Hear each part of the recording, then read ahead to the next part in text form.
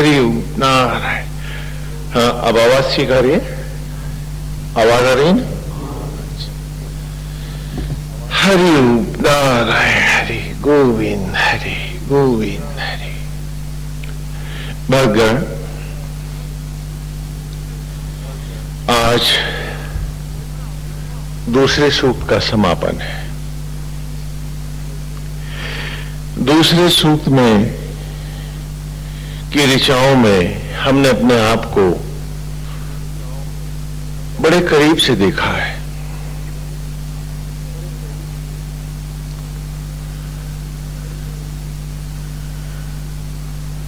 गोविंद हरि हरिओम नारायण हरि गोविंद हरि हरिओम नारायण हरि। पहले सूक्त में हमने जाना कि आत्मा ही यज्ञ के अधिष्ठित देव है और ईश्वर ही आत्मा होकर हर यज्ञ को करता है। दूसरे सूक्त में हमको हमारा परिचय हमारे ही प्राणवायु से हुआ, जो सचराचर रूपी प्रत्येक यज्ञ का उपरिद्विज है। अच्छा वाक्य। थोड़ा सा उन ऋचाओं को हम दोहरा लेते हैं जिससे आज की ऋचा की भूमिका बन जाए। दूसरे सूक्त में आरंभ में ही हमने प्राणवायु की, ये यूं कहें अपने ही प्राणों को आवाहन किया था, आवाज दी थी, अपने को ही पुकार रहे थे। वायवा याहि दर्शते में सोमा अरम कृता तेषाम पाहि श्रुति हवम। कि हे प्राणवायु, आज आवाहन है तुम्हारा। आज हम सब एक दर्श यज्ञ को आरंभ करने जा रहे हैं। दर्शते में, दर्श यज्ञ को सींचने के लिए हे प्राणवायु आज आवाहन है आपका। सोमा अलंकृता, कि ज्योतियों से अलंकृत करें उस यज्ञ को, वो यज्ञ जिसका नाम दर्श यज्ञ है। तुमने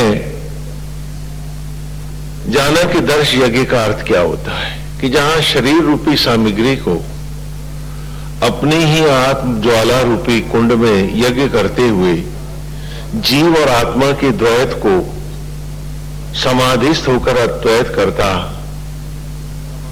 अपने को इसी देह को एक गर्भ बनाकर पुनः एक ज्योतिर्मय स्वरूप में स्वयं को प्रकट करना, उत्पन्न करना, इसका नाम है दर्श यज्ञ।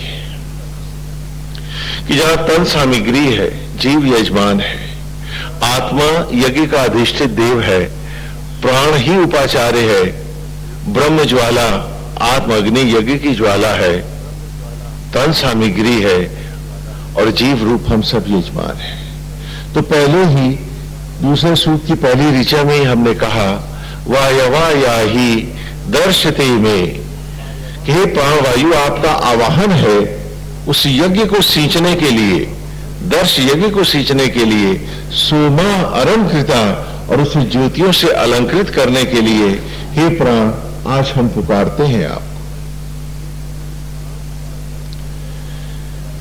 तेषाम पाहि श्रुति हवम, कि ऐसे यज्ञों का कि जहां समाधिस्थ होकर जीव आत्मा से अद्वैत कर रहे हैं, जहां वो मनुष्य योनि के मात्र अभीष्ट की ओर बढ़ गए हैं, ऐसे यज्ञों की पाही माने रक्षा करना, रक्षा करें।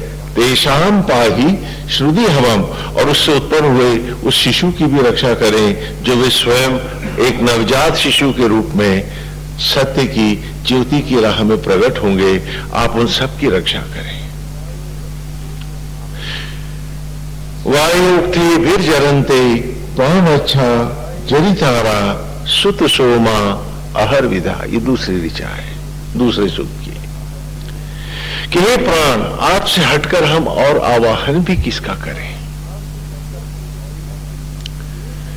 क्योंकि जब जब मेरे जीवन के स्तोत्र क्षीण हुए हम सबके, वायु थे वीर जलनते, जीवन हुए जब जीवन के तंतु हमारे और हम चिता की लकड़ियों पर भस्मी के कणों में छितरा गए। तो हम अच्छा आप ही ने पृथ्वी बन करके जब जरत उसे तारण आत्मा ने दिलाया, परमेश्वर जब बन के बुनकर, वाय माने बुनकर भी होता है, ईश्वर आत्मा होकर जब बन के बुनकर हमें भस्मी से वनस्पतियों में यज्ञों के द्वारा लाने लगा और उसी अन्न को देह में यज्ञ कर गर्भ में शिशु का रूप प्रदान करने लगा, तो आप ही तो उसमें उपाचार्य बने। और आप ईश्वर ने जब हमें, आत्मा ने जब हमें जरत से तारण दिलाया, उद्धार किया, हमें पुनः शिशु बनाया, तो सुत सोमा आहार विदा, आप ही ने तो प्राणों का संचार कर, प्राण ज्योतियों का अमृत निचोड़कर हमें पुनः जीवंत किया और उस जरावस्था से वृद्धावस्था से पुनः शिशु के रूप में प्रकट कर दिया। तो हे प्राण, आपसे हटके मैं पुकारूं भी किसको? क्योंकि आप ही हर बार मुझे सांस देते हैं, आप ही मेरी धड़कन बनते हैं। आत्मा जब मुझे बनाता है तो आप ही उपाचार्य होकर, जैसे आचार्य के साथ उपाचार्य जब जब यज्ञ की अग्नियां क्षीण होती हैं तो घृत का संचार करके ज्वालाओं को प्रज्वलित करता है, जैसे जैसे आचार्य की वाणी पाठ के समय धीमी होती है, उपाचार्य अपनी वाणी का साथ देकर पुनः स्वर को ऊपर उठाता है, उसी प्रकार जब जब मेरे जीवन के स्तोत्र जब जब क्षीण हुए, जब जब आत्मा ने बन के बुनकर मुझे फिर भस्मी से शिशु रूप प्रदान किया, हे प्राणवायु, आप ही ने तो प्राणों का को निचोड़कर मेरे को श्वास प्रश्वास दी, मैं जीवंत हो उठा। तो आपके अतिरिक्त कोई उपाचार्य नहीं मेरे इस यज्ञ का, जो दर्श यज्ञ है, जहां मैं अपनी ही आत्मा से अद्वैत करने चल दिया। तब अगली ऋचा में हमने फिर दुहाई दी, वायु तो प्रपंचति तीनों जिगाति दाशुषे ऊंची सोम पीत है, कि हे प्राणवायु, आप देख रहे, आप आवाज किसको दे रहे हैं? अपने ही प्राणों। आपका ईश्वर कौन है? आपका अंतर आत्मा। या हम आपको आसमानों दूर नहीं भगा रहे हैं, क्योंकि जिसने यहां सत्य नहीं पाया उसने कहीं सत्य नहीं पाया। तो कहा वायु तो प्रपंचति, कि हे प्राणवायु, तब माने आप प्रपंचति, इस असीम असा जिसकी कोई सीमा नहीं है, अनंत है जो धेना सागर, ये सचराचर रूपी सागर के आप ही तो जिगतनु प्राणवायु है। वायु तो प्रपंचति, कि आप ही तो प्राणवायु है, धीना जिगाति दाशुषे, और आप ही प्राणवायु बनकर के यज्ञों के द्वारा सचराचर को प्रकट कर रहे हैं, चाहे वो प्लैनेट्स हैं, ग्रह नक्षत्र हैं, हाँ सूर्यादिक लोक हैं, पेड़ पौधे हैं, पशु पक्षी हैं, मनुष्य है, जो भी है उसके आप ही तो प्राणवायु है। उरूची सोम पीते, और आप ही व्यापकता से सबको प्राण पल्लवित कर रहे हैं। आप ही तो राम के साथ वायु पुत्र हनुमान हैं, आप ही तो दूत हैं। तो हे प्राण, हे प्राणवायु, आज आवाहन है आपका कि उस यज्ञ में जिसमें मैं आत्मा के साथ आत्मा को आचार्य बना, अपनी ही अंतर में तन रूपी सामग्री को, जीवन को, क्षणों को अपने भीतर यज्ञ करने, तप करने चला हूं, तो आपसे हटकर मेरा दूसरा उपाचार्य कौन होगा? मेरी रक्षा कौन करेगा? इंद्रवायु इमे सुता उप्रयोभिरागतम इंदवु हम उशंति, कि आत्मा और हे महान वायु, आपके द्वारा निचोड़े हुए उस अमृत को कौन पाता है? कहा उप्रयोभिरागतम, कि वो प्रयत, वो जितेंद्रिय जिसने इंद्रियों को जीत लिया है और जो अंतर्मुखी होकर अपनी ही आत्मा में, अपने ही अंतर में समा जाता है। कैसे समा जाता है? जैसे इंद्र का भेजा हुआ कच्छ, देवगुरु बृहस्पति का पुत्र कच्छ, उसमें अर्थात शुक्राचार्य के बाएं अंग को फाड़कर प्रकट हो गया था। वो कथाएं हमने विस्तार से सुनी थी। तो वायु तब प्रपंचती धीना जिगाती दाशुषे, हाँ, और इंद्र वायु इमे सुता उप्रियोभिरागतम इंद्रवो वाम उशंति। और तब अगली दिशा में फिर हमने कहा कि वायव इंद्रश्च चेत था सुतानाम वाजिनी वसु तावा यातम उपद्रवत, कि आपके द्वारा चैतन्य किए हुए उस अमृत को, इस नवजात शिशु के स्वरूप को कौन पाता है? जो शीघ्रता से आकर सर्वस्वता से, संपूर्णता से अपने आप को अर्पित कर देता है, जो अपने अंतर को समर्पित नहीं हुआ, उसने कभी जीवन का सत्य नहीं पाया। वो हमेशा जो बाहर देख रहा है वही तो बाहर वालों को दोष देगा, और जो भीतर देख रहा होगा वो अपनी भूलों को सुधारेगा। और दूसरे अगर सुधर भी गए तुम्हारे दोष देखने से, तो तुम कब सुधरोगे? तो कहा वायु, है ना, वायव इंद्रश्च चेत था, आपके द्वारा चैतन्य किए हुए उस अमृत को किसने पाया? सुतानाम वाजिनी वसु, उस अग्नियों में जो आपने अमृत जोड़ा है वो किसने पाया? जो शीघ्रता से आकर अपने आप को समर्पित हुआ, जो अपने में खो गया।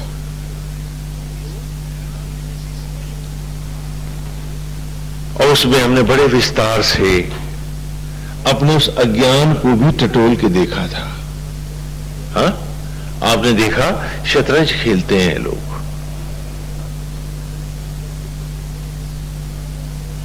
तो लकड़ी के मोहरे हैं, जिसका राजा है, वजीर है, हाथी है, आमने सामने लकड़ी के खिलौने रखे हैं, दो खिलाड़ी खेल रहे हैं। एक सवाल पूछता हूं आपसे, क्या खिलाड़ी कह सकता है कि मोहरा गलत चल गया इसलिए मैं हारा? बोलो, कह सकता है क्या? क्या खिलाड़ी मोहरे को दोष दे सकता है? क्योंकि चलाने वाला कौन है? खिलाड़ी स्वयं।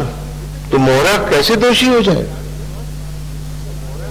हाँ, अगर मोहरे को प्राण मिल जाए, लकड़ी के मोहरे को प्राण मिल जाए, वो कह सकता है कि स्वामी जी ये बहुत अनाड़ी खिलाड़ी है, इसे खेलना नहीं आता, इसने तो 2 हाथ में ही मुझे फड़ से उतरवा दिया है ना।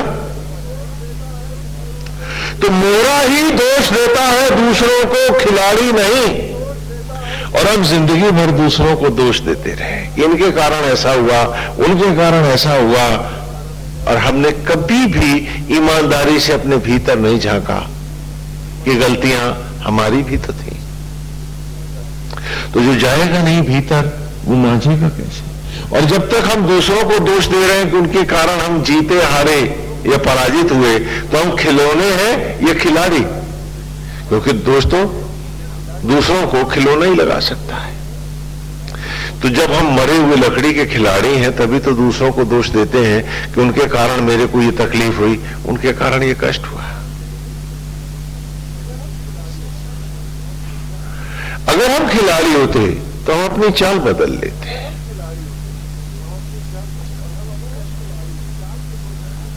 और हम अपनी चाल के दोष खोजते, तो अगली चाल हम जीत भी सकते थे। तो जिंदगी भर जो दूसरों को दोष देते रहते हैं, वेद उनकी राह नहीं होती। यही इस ऋचा में हमने कहा कि खिलाड़ी मोहरों को दोष नहीं देता, वो तो अपने भीतर अपनी गलतियां को खोजता है कि क्यों मैं हारा। खिलौना होगा तो दूसरों को दोष देने लगे।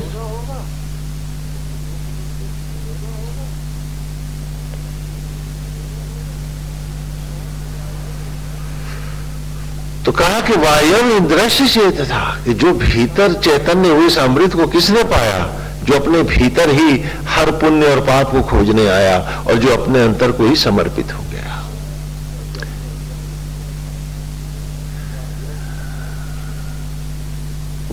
वायव इंद्रश्च सुन्वत आयातम उपनिष्कृतम मक्षुत्था धिया नरा। कि वायव इंद्रश्च सुन्वत आयातम उपनिष्कृतम, कि आज तेरे को उत्पन्न करने के लिए, मुझे उत्पन्न करने के लिए जब प्राण वायु उपाचार्य बनकर बैठा हो हम सबका, तो आओ भीतर आओ, आकर अपने आप को समर्पित कर दो, निशकृत कर दो, भस्मसात कर दो। हर क्षण को अपने अंतर में जलाओ, क्योंकि हर क्षण तुमने योनि योनि भटक करके लाखों योनियों से अर्जित करके इस अमृत को लाए हो। इसे केवल बाहर व्यर्थ मत करो। आयातम उपनिष्कृतम मक्षुत्था धिया नरा, कि तुम लाए कैसे? जैसे शहद की मक्खियां फूल फूल से मधु का एक एक कण बटोर के लाते हैं, जन्म जन्म तुमने तपा है तब मनुष्य योनि के कण बटोरे हैं। चाहो तो शुक्ल पक्ष जो अंतर में है तुम्हारे, जहां आत्मा स्वयं प्रकाशित है, उसके प्रकाश की उस प्रकाशित राह में इस अमृत को अंतर में यज्ञ करके तप के द्वारा मखा इत स्था धिया न रहा।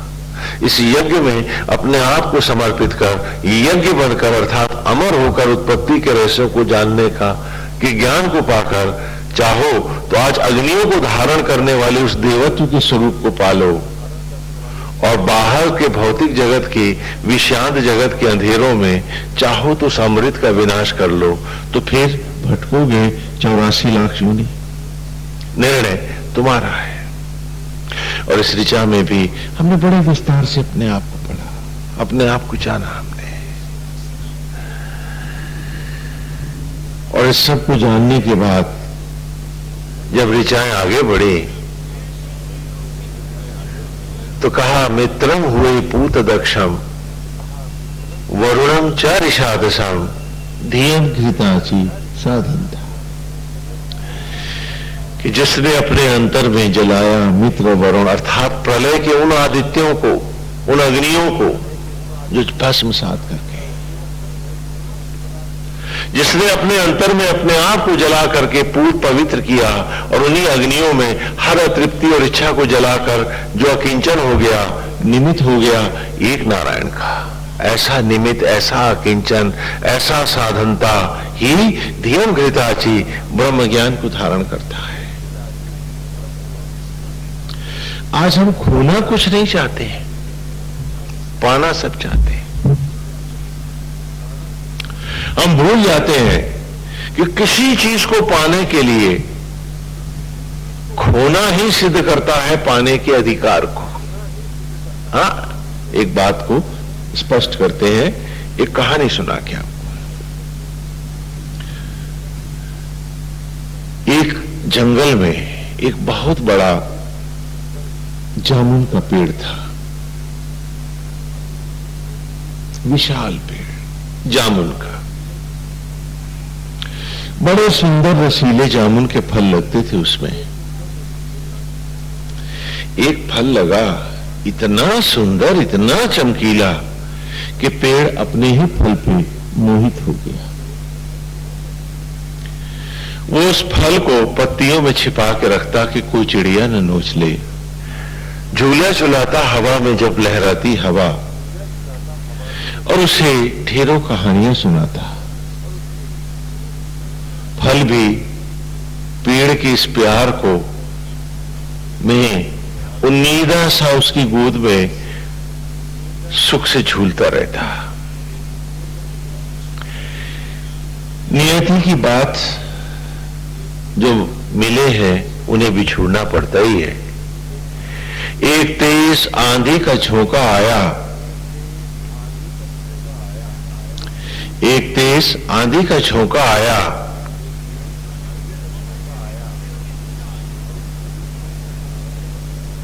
और उसने उस फल को पेड़ से अलग किया और थोड़ी दूर पेड़ से मट्टी पर फेंक दिया।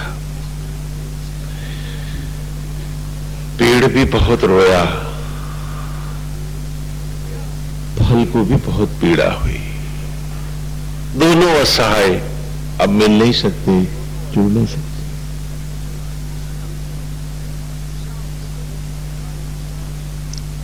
समय के साथ उस फल के गूदे को कीड़े खा गए और सूखी गुठली उस जामुन की ये पेड़ की एक सूखी गुठली पड़ी हुई थी।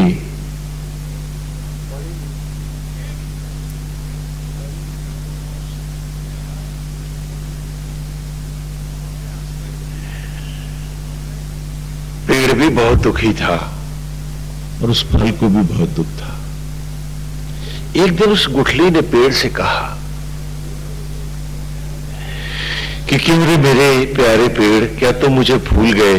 कितना प्यार करते थे तुम मुझे, अपने पत्तियों में छिपाकर झूला झूलाते थे, मुझे इतना असीम स्नेह देते थे मुझको, क्या आज भूल गए तुम मुझको?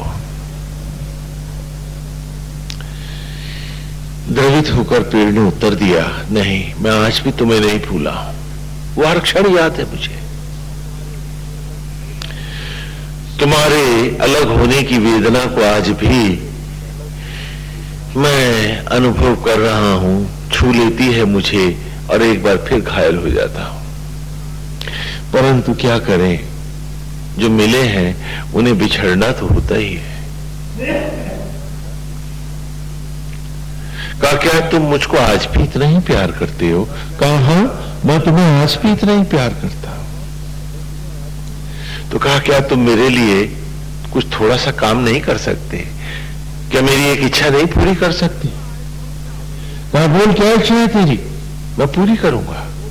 कहा, सुनो, तुम्हारे पास ढेरों टहनियां हैं, कितनी लाखों पत्तियां हैं, कैसे हवा में लहलहाते हो तुम, झूमते हुए कितने सुंदर नजर आते हो तुम, और सुनो, मेरे पास तो कुछ भी नहीं है, ना तो टहनियां है, ना ही पत्तियां हैं, नहीं तुम्हारे जैसा मजबूत तना है, कुछ भी तो नहीं है। क्या तुम थोड़ी सी पत्तियां और कुछ टहनियां मुझे दे दोगे, जिससे मेरे ऊपर भी ये लहलहाए तो मुझे भी जरा अच्छा लगे? तो पेड़ ने उत्तर दिया, गुठली से कहा, जामुन की गुठली से जामुन के पेड़ ने कहा, अरे पगले, मैं आज तुझे टहनियां और पत्तियां दे भी दूंगा तो क्या होगा? पत्तियां मुरझा कर गिर जाएंगी, टहनियां भी सूख जाएंगी, तू उन्हें लहलहा ना पाएगा, तू झूम ना पाएगा। तो तड़प कर गुठली ने पेड़ से पूछा, फिर मैं क्या करूं? मेरा भी तो मन करता है ना कि मेरे पास भी ढेरों टहनियां हो, पत्तियां हो। तो पेड़ ने उत्तर दिया, यदि यही तेरी इच्छा है तो सुन, अपनी हस्ती को मट्टी में मिला दे। और वो गुठली जब मट्टी में मिल गई तो अंकुर फूटे, वक्त के साथ उसमें टहनियां भी थी, पत्तियां भी थी, और अब वो एक हरा भरा पेड़ हो गया था। अगर मिटती नहीं वो गुठली तो पेड़ आता कहां से? तुम बिना खोए पाना चाहते हो, ये तुम्हारा सबसे बड़ा अपराध है।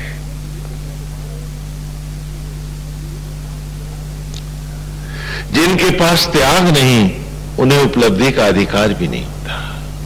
यदि वो उपलब्धि बटोरते भी हैं तो उनका पाप बनकर, उनकी पीड़ा बनकर, उन्हें और कुछ दुख देकर और भटकाकर वो उपलब्धियां नष्ट हो जाती हैं।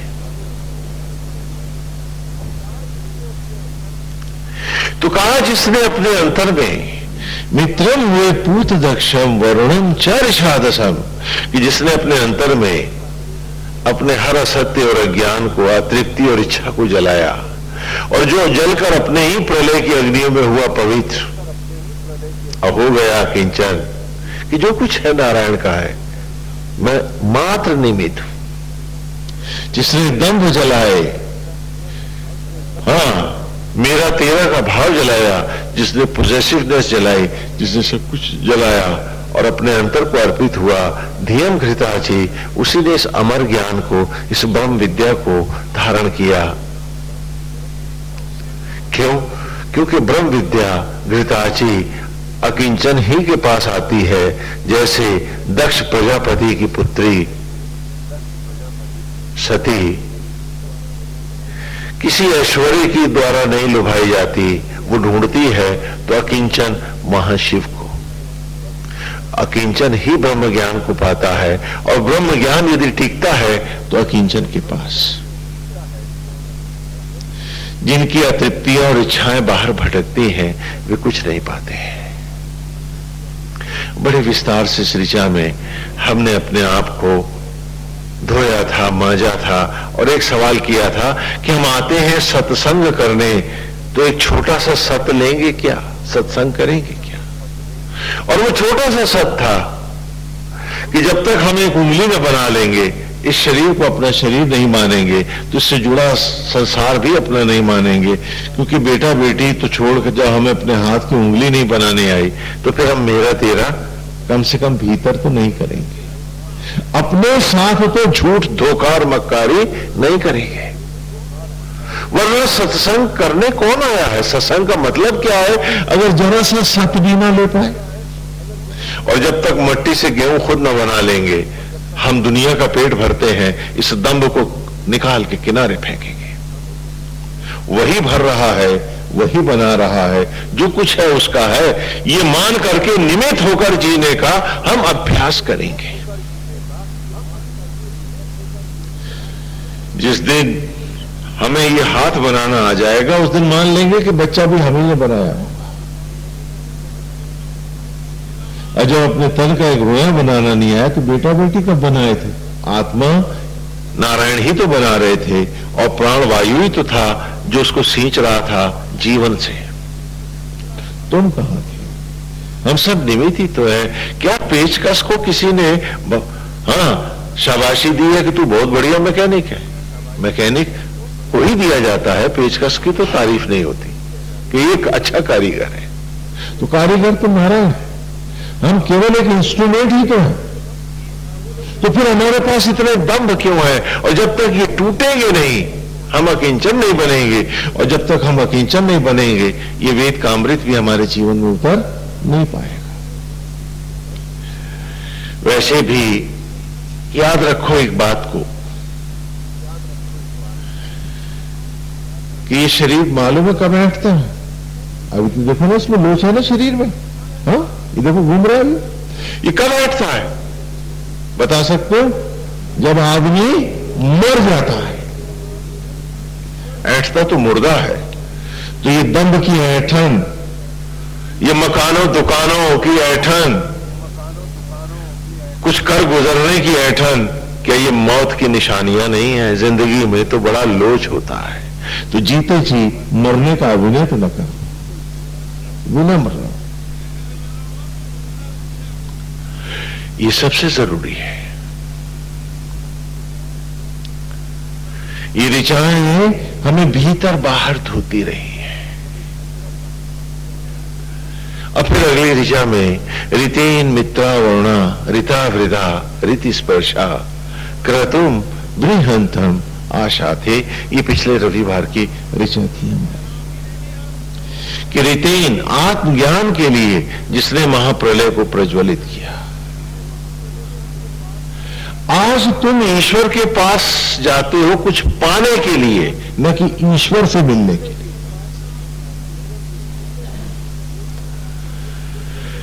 वेद कह रहा है कि जब वो तुम्हें बना रहा है तो तुम तो उसके पुत्र हो, लेकिन जाते हो भिखमंगे बन के, बेटे बन के नहीं। हाँ, कि जाते हो कि मेरा ये काम हो जाए ना भगवान, ये दया कर देना। अब सोचो तुम किसी के दरवाजे भीख का कटोरा लेके जाओगे, उसे भी तो संकोच होगा सामने आने में। तो नौकर से यही तो कहेगा इसकी इच्छा की भीख डाल के इसे लौटा दे।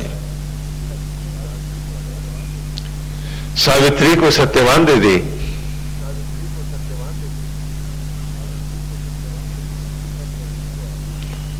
ऋषि दंपति को श्रवण कुमार दे दे, क्योंकि ये तो वो जो भीख मांगने आए इनको वो दे दे। ये मुझसे मिलने नहीं आए हैं, ये क्या लेने आए हैं? तो कब तक उसके द्वार पर भीख मांगते रहेंगे? क्या कभी हम ईश्वर को पाने भी जाएंगे कि हम पुत्र हैं आपके। जो प्रथम सूक्त की नवी ऋचा है कि सा न पितुर सुनवे अग्ने सुपायनो भव सचस्वा न स्वस्तये, कि पुत्र पिता से सारी शोभाएं पाता है, नाम लेता है, गोत्र लेता है, रूप लेता है, शरीर लेता है, उसकी उपलब्धियां लेता है, उसका सम्मान यश लेता है, वहां उसके द्वारा अर्जित सब कुछ पाता है और फिर वो अपने में पिता को ढाल लेता है, उसी का रूप बन जाता है। तो लानत है, धिक्कार है हम जैसों पर कि हमारा बाप तो है अजर अमर अविनाशी, सचराचर पर न्यौछावर करने वाला सारे ऐश्वर्य को, और पुत्र है उसके मात्र भिख मंगे और क्षण भंगुर। ये नवी ऋचा में, पहले सूक्त की अंतिम ऋचा में हम सब ने इस पर चर्चा की थी और आज उसी को फिर हमने पिछले रविवार की इस ऋचा में दोहराया था कि रीतेन मित्रा वरुणा। अब उससे कोई लोभ मांगने नहीं जाना है, अब तो आत्मज्ञान के लिए हमने हर इच्छा और व्यवहार को जलाना है, सब कुछ हर एक को ईश्वर में बना देना है, हमें तो पिता के रूप में ढल के दिखाना है।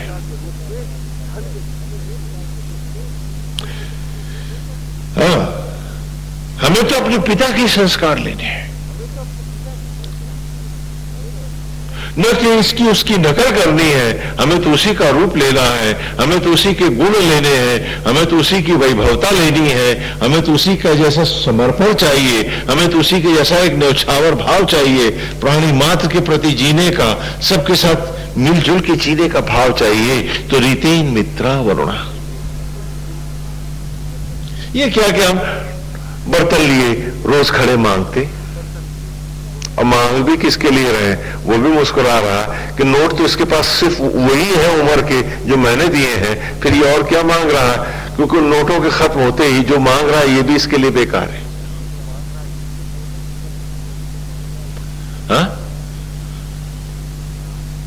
एक बात बताऊं, मैं आपके सामने एक उदाहरण रखता हूं, ध्यान से सुनो मेरी बात को। कल्पना करो कि तुम गए किसी बड़े शहर में और उन दिनों वहां बहुत मीना ठेला था, किसी होटल में किसी जगह तुम्हें ठहरने की जगह न मिली, हार करके तुम्हें एक धर्मशाला के एक सड़े हुए कमरे में ठहर गए। तुमने देखा कि वहां दीवारों के प्लस्तर उखड़े हुए हैं, कमरा भी बहुत गंदा है।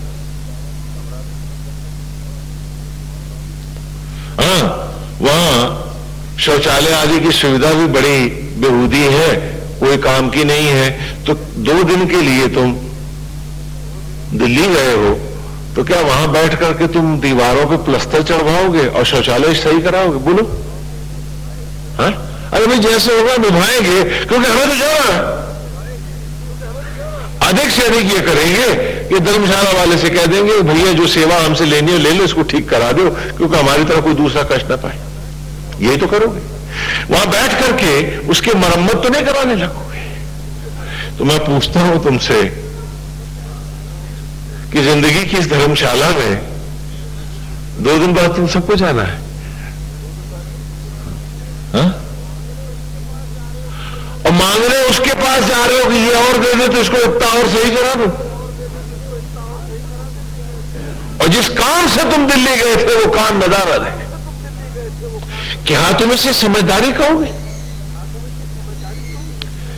जिस उद्देश्य के लिए तुम गए हो तो वो आंखो,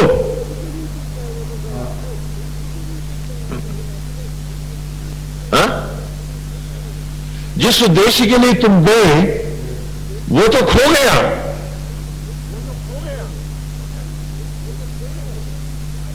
वो तो तुम्हें भूले नहीं, याद ही नहीं है कि क्यों आए थे।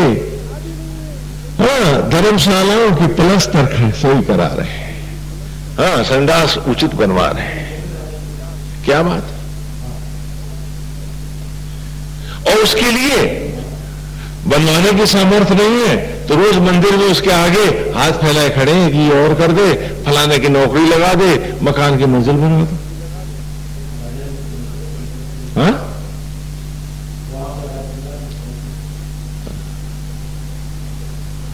तो तुम वहां क्या करने गए थे?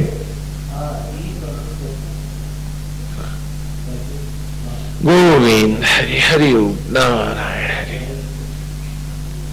हाँ? गोविंद हरि हरि ओम नारायण हरि। तो ऋते मित्रा वरुणा ऋता वृथा, कि आत्मज्ञान की वृद्धि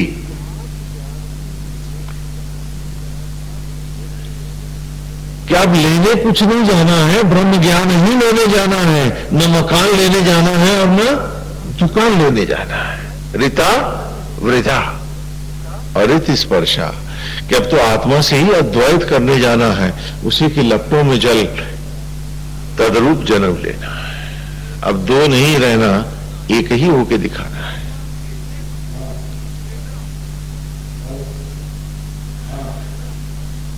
तो ऋता वृथा और ऋत स्पर्शा, आत्मा के साथ स्पर्श लेना है और उस अनंत आत्मा के साथ जुड़कर उस अनंत में व्याप्त हो जाना है। और उसके बाद आज की ऋचा आती है। आज की ऋचा आपने अभी ब्लैक बोर्ड से नोट की है कि कविनो मित्रा वरुणा तुहि जाता उरुक्षया दक्षिण दधाते अपसन।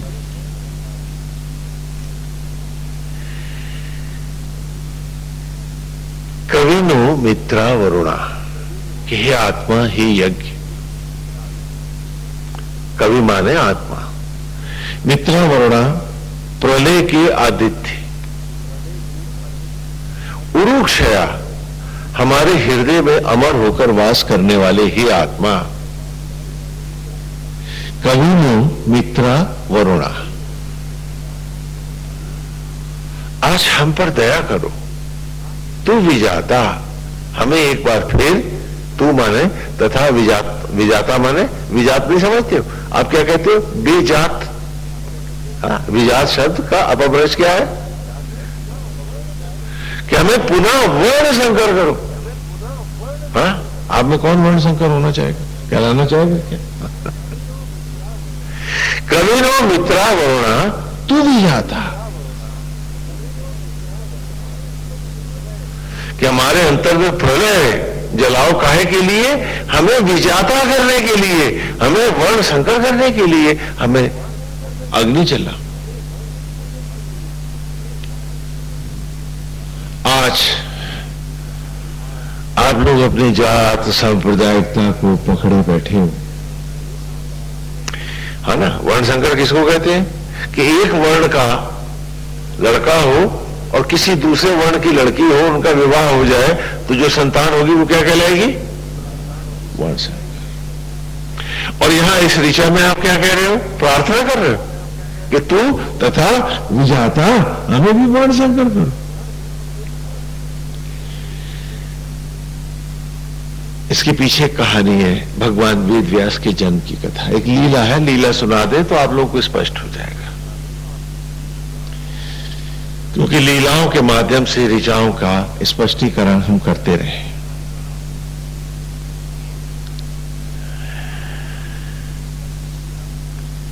कल्पना करें कि आज से लगभग 6000 वर्ष पूर्व आप चले गए। सुंदर वन है, उपवन है,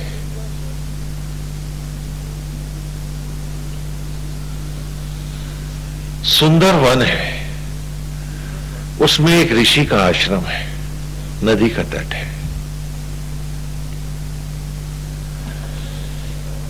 आश्रम में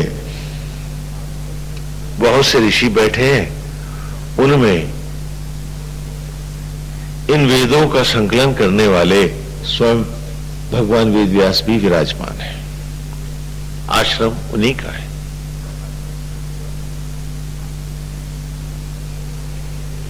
ये कथा महाभारत में भी आई है और वेद व्यास की कहानी हरिवंश पुराण बहुत से ग्रंथों में आई। आज आपको बिल्कुल वो कथा जो वेद व्यास स्वयं अपने श्रीमुख से सुनाते थे, मैं उस लीला को आपके सामने ज्यों करते हुए रख रहा हूं। क्योंकि समय के साथ लीपा पोती होती रही, जिसको जहां कहानी चुभी उसने वहीं थोड़ी सी बदल दी। और उसके बाद प्रक्षिप्त और उक्षिप्त और फलाना ढिकाना सब होने लगा। मैं इस कथा को आपके सामने ज्यों का त्यों रख रहा हूं। ये लीला है, नाटक है।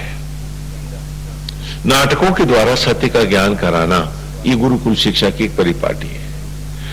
तो सुंदर सुरम्य आश्रम है, ऋषि बैठे हैं, बहुत से ऋषिगण उनसे मिलने आए हैं, वे भी विराजमान हैं। तभी एक ऋषि ने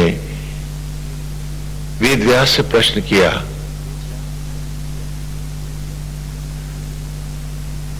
कि वेदव्यास, हमने सुना है कि आप सूत हैं। सूत का अर्थ होता है पुनः वर्ण शंकर। हाँ, विजाता को संस्कृत में सूत भी कहते हैं। सूत माने वर्ण शंकर। कहा कि वेदव्यास, हमने सुना है कि आप सूत हैं। वेदव्यास ने कहा, हाँ विद्वानों, मैं सूत हूं, वर्ण शंकर। यदि तुम जानना चाहते हो तो ये सत्य है कि मैं सूत हूं। मेरी माता सत्यवती है, जो मछियारन है, मछेरे की बेटी है, शूद्र है, त्याज है, अंत्यज है, जो भी कह लो। और मेरे पिता महर्षि पराशर है। तो क्योंकि मेरी माता अन्य कुल की है और मेरे पिता अन्य ब्राह्मण कुल से ऋषित्व को पाए हैं, इसलिए मैं वर्ण शंकर हूं, सूत हूं। वेदव्यास उत्तर देते हैं। तो एक ऋषि उनसे कहते हैं कि वेदव्यास,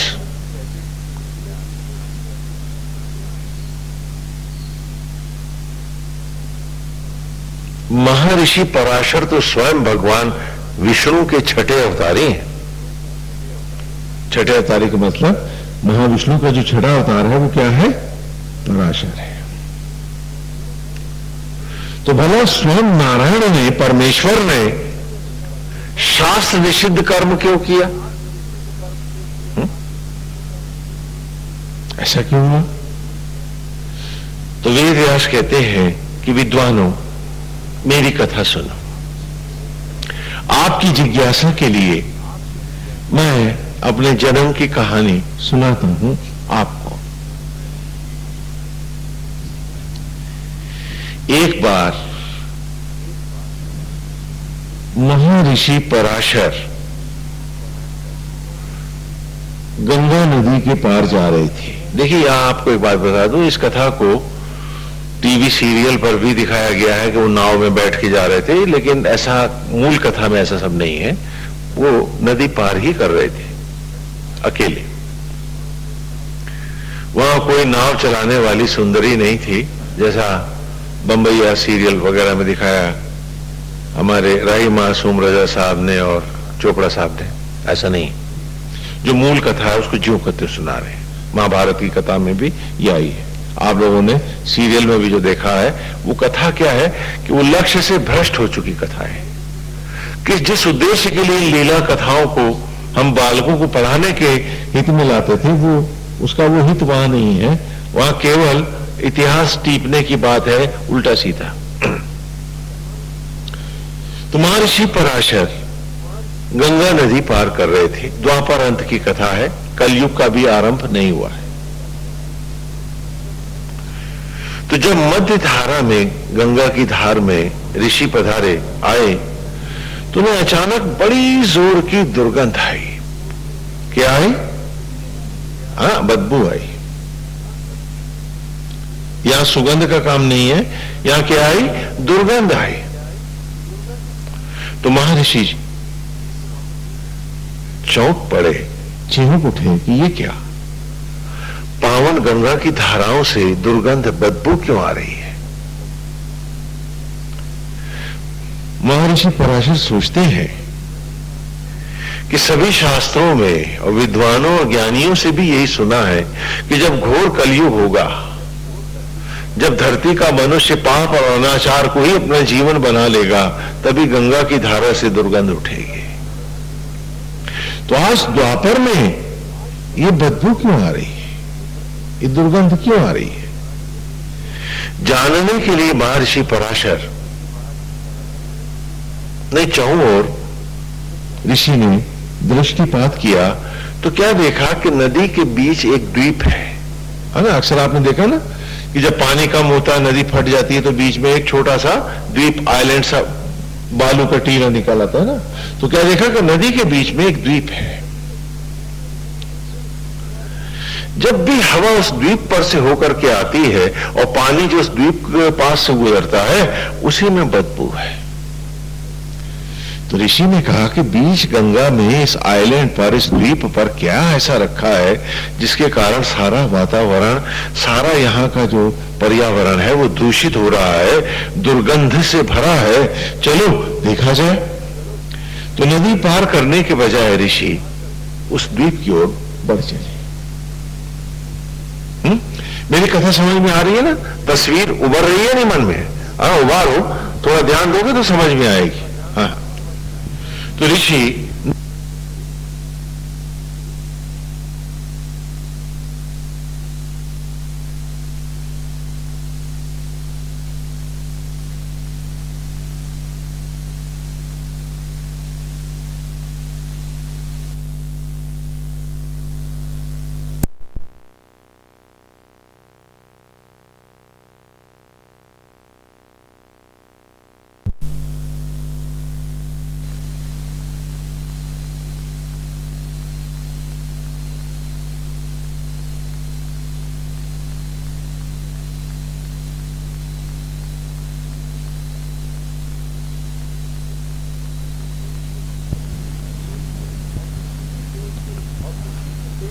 और उसी की देह से भयानक बदबू निकल रही है। हाँ, क्या हो रहा? भयंकर दुर्गंध निकल रही है। ऋषि ने देखा कि इसके कारण बदबू है, इस देवी के कारण जो बैठी है। उसने भी देखा ऋषि को, तो झुक के प्रणाम किया, ऋषि का स्वागत किया। तो ऋषि ने पूछा उससे, महर्षि पराशर पूछते हैं उससे, महर्षि कि देवी तुम कौन हो? देवी तुम कौन हो? इस निर्जन द्वीप पर यूं अकेली क्यों बैठी हो? तुम्हारा रूप इतना भयानक क्यों है और तुम्हारी देह से ये सारी दुर्गंध क्यों निकल रही, बदबू क्यों आ रही?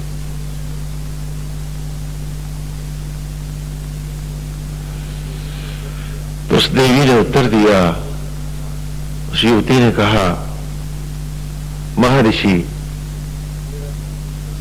मेरा नाम सत्यवती है। क्या नाम बताया? सत्यवती है। कि महर्षि मेरा नाम सत्यवती है, मैं मछियारे की बेटी हूं, मत्सराज की पुत्री हूं, शूद्र हूं, त्याज्य हूं। हे ऋषि, मुझे वसु देवता ने श्राप दिया है, वसुदेवों ने मुझे अभिशप्त किया है, श्राप दिया है ना? वसु देवताओं ने उसको श्राप दे रखा है, जिसके कारण मेरा चेहरा भयानक है तथा जहां मैं बैठती हूं वहां से 1 योजन दूर तक बदबू, दुर्गंध जाती है। इसलिए मेरा नाम, दूसरा नाम योजन गंधा भी है। और क्योंकि मेरी दुर्गंध सड़ी हुई मछली की जैसी भयानक है, इसलिए कुछ लोग मुझे मत्स्य गंधा भी कहते हैं। हे ऋषि, मैं इस निर्जन द्वीप पर अकेली इसलिए बैठी हूं कि नदी के उस पार जाती हूं तो मेरी भयानकता से लोग और बच्चे विशेषकर भयभीत होते हैं और मेरी दुर्गंध से सारा समाज पीड़ित हो उठता है। और नदी के उस पार जाती हूं तो भी ऐसा ही होता है। तो किसी को कोई पीड़ा न हो, मेरे द्वारा कोई दुखी न हो, कोई संत्रस्त न हो, मेरी दुर्गंध से किसी को असहनीय कष्ट न हो, इसलिए हे देव, मैं बीच नदी में इसी मझधार में बैठी रहती हूं, न नदी के उस पार जाती हूं और न उस पार जाती हूं। हे ऋषि, मैं सत्यवती हूं। योजन गंधा और मस्त गंधा भी लोग मुझे कहते हैं। और तब वो कहती है गोविंद हरि। और तब वो उत्तर दी, तब वो कहती है कि ऋषिवर, मैंने सुना है कि जब किसी के पूर्व जन्मों के पुण्य उदय होते हैं तभी उसको किसी ऋषि के तपस्वी के दर्शन होते हैं।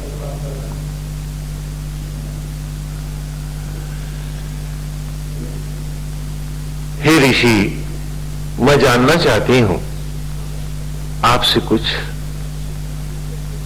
क्योंकि सब लोग कहते हैं आप त्रिकालज्ञ हैं, तीनों लोगों को जानने वाले हैं, तो क्या आप मेरी कुछ इच्छा पूरी करेंगे? तो महर्षि पराशर पूछते हैं कि देवी, तुम क्या चाहती हो? तुम क्या जानना चाहती हो?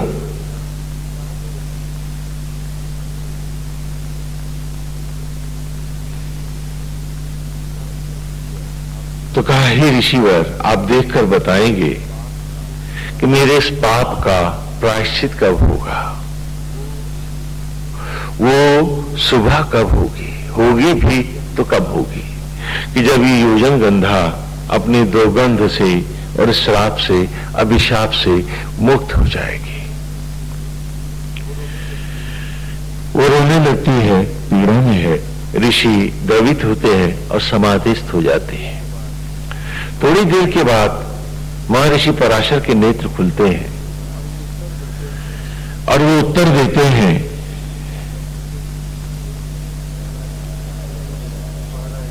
कि देवी, तुम्हारा इस द्वीप पर अभिशप्त होकर आना और मेरा उस दुर्गंध के कारण यहां खींचे चले आना, ये मात्र संयोग नहीं है, ये ईश्वर की एक अति विलक्षण कल्पना है विधाता की। इसी द्वीप पर तुम्हारे और मेरे दाम्पत्य से हमारा पुत्र वेद व्यास प्रकट होगा, जो एक बार फिर धर्म की ध्वजाओं को आरोहित करेगा, गगन में लहलहाएगा।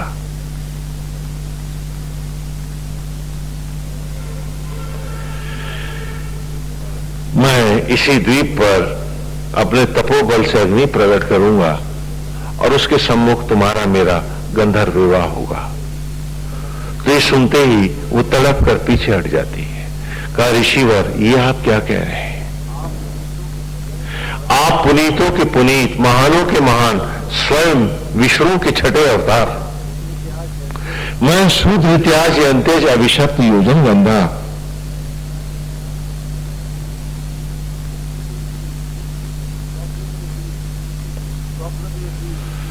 स्वप्न में भी जिनके दर्शन की कल्पना नहीं कर सकती, ऐसे पवित्र देव, जिस मंदिर में भी आपकी मूर्ति प्रतिष्ठित होती है उसके श्री चरणों पर भी पवित्र चंदन का लेप होता है, ऐसे पुनीत आप मुझ शूद्र त्याज अंत्यज अभिशप्त योजन गंधा का स्पर्श करेंगे? क्या ये शास्त्र सम्मत होगा? क्या ये धर्म सम्मत होगा? और क्या ये पाप न होगा? नारायण, आप ऐसा क्यों कह रहे हैं? वो भयभीत पीछे हट जाती है। महर्षि पराशर ने उत्तर दिया, देवी, डरो नहीं, मेरा स्पर्श करो और इसी से तुम शाप मुक्त होगी। योजन गंधा से योजन सुगंधा रूप होगा तुम्हारा।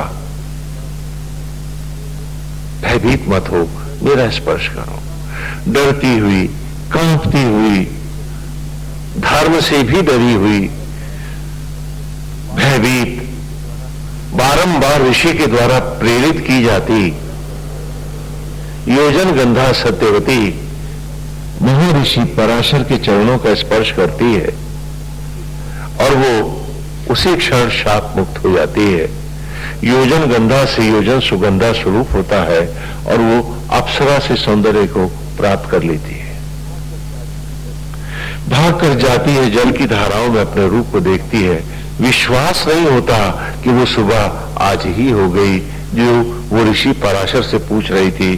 फिर जल की धाराओं को छिटकती है, अपना रूप देखती है, और जब उसे विश्वास हो जाता है कि योजन गंधा तू शाप मुक्त है, अब तू अभिशप्त नहीं है, दौड़ कर आती है और महर्षि पराशर के चरणों में लौट जाती है, उनके पैरों से लिपट जाती है और बिलखते हुए कहती है, ऋषिवर मैंने जाना आप स्वयं महाविष्णु हैं। क्योंकि जब वसुदेवों ने मुझे अभिशप्त किया था, श्राप दिया था, तो कहा था कि जब विष्णु आएंगे उन्हीं के चरणों का स्पर्श पाकर ही तू शाप मुक्त होगी। मैंने जाना कि आप स्वयं नारायण हैं। तो महर्षि पराशर उसको उठाते हैं, अग्नि प्रज्वलित करते हैं और उसी के सामने संकल्प पूर्वक उसे पत्नी रूप में ग्रहण करते हैं। गंधर्व विवाह होता है। उसके बाद कहा कि देवी इसी द्वीप पर हमारा पुत्र वेदव्यास प्रकट होगा। तो सत्यवती योजन सुगंधा, अब गंधा नहीं है, क्या है? योजन सुगंधा। तो योजन सुगंधा ने कहा कि नारायण, इस द्वीप पर हम दाम्पत्य धर्म को कैसे धारण कर सकते हैं? ये द्वीप, इस द्वीप पर न तो झोपड़ी है न मकान है, हर ओर से ये दृश्य है। भला यहां पर ऐसा करना क्या निंद्य कर्म नहीं होगा और क्या अनुचित नहीं होगा? क्योंकि ये द्वीप तो कहीं और किसी ओर से भी ढका नहीं है, कोई यहाँ पर्दा भी तो नहीं है। तो महर्षि पराशर ने उत्तर दिया कि देवी, ध्यान से सुनो मेरी बात को, क्योंकि एक प्रश्न आपके फिर लौटेंगे कि देवी, मेरी लीला से, मेरे तप से अभी यहां एक कृष्ण आवरण आएगा। कृष्ण माने होता है काला, आवरण माने पर्दा। मेरी माया से अभी यहां एक कृष्ण आवरण आएगा, एक काला पर्दा अपने आप यहां प्रकट हो जाएगा और हर व्यक्ति, ध्यान से सुन, हर व्यक्ति हमें देखता हुआ भी, हमें जानता हुआ भी न देख पाएगा, न जान पाएगा कि हम क्या कर रहे हैं। वेद व्यास कहते हैं, इस प्रकार विद्वानों, महर्षि पराशर की अद्भुत लीला से वहां एक कृष्ण आवरण आ गया और ऋषि पराशर और योजन सुगंधा के दाम्पत्य से ही मेरा जन्म उसी द्वीप पर हुआ। और क्योंकि मैं एक द्वीप पर उत्पन्न हुआ जो जल के मध्य था, इसलिए कृष्ण धन द्वीप, धन अयन, कृष्ण वो काला पर्दा, द्वीप जो आइलैंड है, और अयन माने होता है जल, अयन माने जल यानी पानी। तो इसलिए कृष्ण धन द्वीप धन अयन, कृष्ण द्वैपायन मेरा नाम है। जो वेद व्यास का नाम है ना, क्या नाम है? कृष्ण द्वैपायन, कृष्ण धन द्वीप धन अयन। इन तीनों की संधियां जब जुड़ी कृष्ण द्वीप और अयन की, तो क्या बना? कृष्ण द्वैपायन। तो क्या इस प्रकार मेरा जन्म हुआ? तो मेरी माता शूद्र है, मेरे पिता महर्षि पराशर है और मैं उनका पुत्र हूं, मैं वर्णशंकर हूं। तो एक ऋषि कहते हैं, जो कथा सुन रहे हैं, ध्यान से जो सुन रहे हैं, ध्यान कथा में रखोगे तो सब समझ में आ जाएगा। तो जो ध्यान से सुन रहे हैं ऋषि, तो कहते हैं कि वेद व्यास, ये तुम अपनी कथा सुना रहे हो या कोई रहस्य लीला सुना रहे हो जो तुम सुनाया करते हो? जरा इसका स्पष्ट भी तो करो। तो वेद व्यास ने कहा, विद्वानों, मेरी कथा दोबारा सुनो, मेरी कथा एक बार फिर सुनो। पराशर कौन है? पराशर कहते हैं सूर्य को, शर और अशर दोनों सूर्य के नाम है, और परा कहते हैं ब्रह्मरंध्र को। परा किसको कहते हैं? तो पराशर कौन है? ब्रह्मरंध्र में रहने वाला सूर्य अर्थात गटगटवासी आत्मा ही तो पराशर है, और यही तो विष्णु का अवतार है या नहीं है? तुम सब में जो आत्मा है, क्या वो नारायण का अवतार नहीं है? तो पराशर कहां है? हम सब पे है। तो कहानी किसकी हो रही है? हम सब की। जरा ध्यान से सुनो कथा को। कि ब्रह्म में विचरण करने वाला जो शर अर्थात सूर्य है वो क्या है? पराशर है।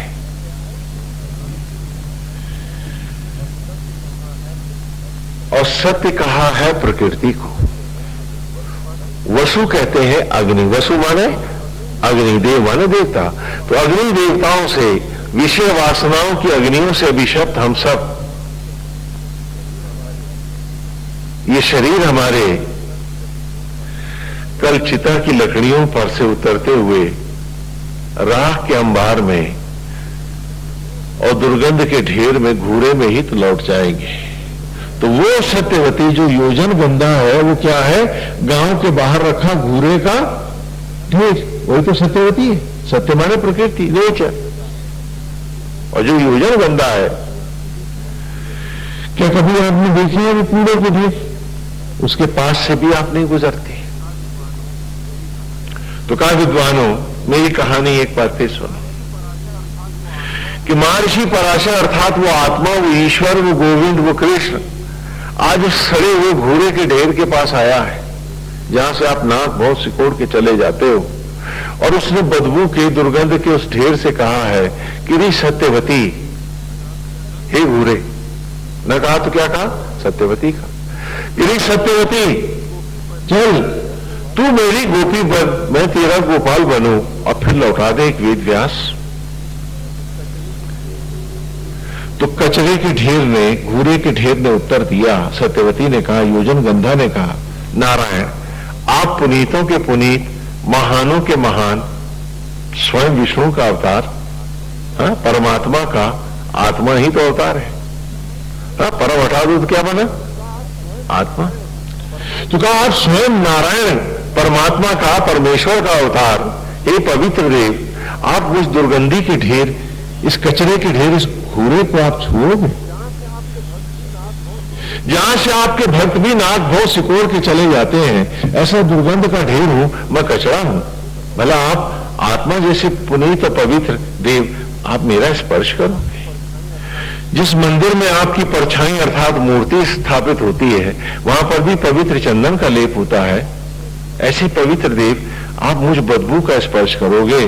तो आत्मा ने घूरे से कहा, कचरे के ढेर से कहा कि सत्यवती योजन गंधा, चल मेरा स्पर्श कर और शाप मुक्त हो जा।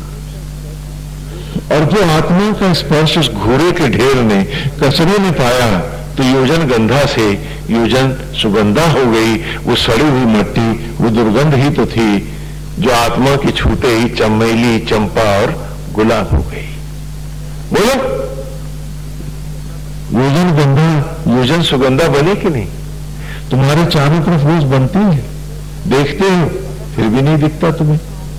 अगर नारायण का स्पर्श ना होता तो वो दुर्गंध सुगंध कैसे होती? बताओ मुझे, कौन बनाते उसको?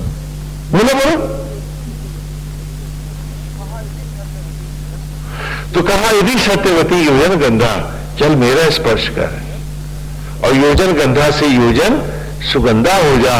जो आत्मा का स्पर्श पाया उस सड़ी हुई मिट्टी के ढेर ने, उस दुर्गंध के ढेर ने, तो वो योजन गंधा से योजन सुगंधा हो गई। और इस समय रूपी नदी में, इस शरीर रूपी द्वीप पर वसुदेव आत्मा ने जब इन्हीं वनस्पतियों का योजन सुगंधा का वर्ण किया तो वो अन्न ही तो था जो रक्त मांस में बदल गर्भ में बालक का रूप ले बैठा। फिर एक वेद व्यास प्रकट हो गया, तुम सब आए। तो वेद व्यास कहते हैं इस प्रकार, हे विद्वानों, ये धरती, ये पूरा ये कचरे का ढेर ही मेरी मां है और आत्मा ही मेरा पिता है। वो सत्यवती है, ये पराशर है, मेरे तो यही मां बाप हैं। तो दोनों का वर्ण अलग है, वो मट्टी है, ये परमेश्वर है। तो मैं तो वर्ण संकर हूं। क्या सच बताना, तुम्हें सौगंध है, तुम्हारे मां बाप कोई और है क्या? बोलो बोलो बोलो, कहां से आए हो सब?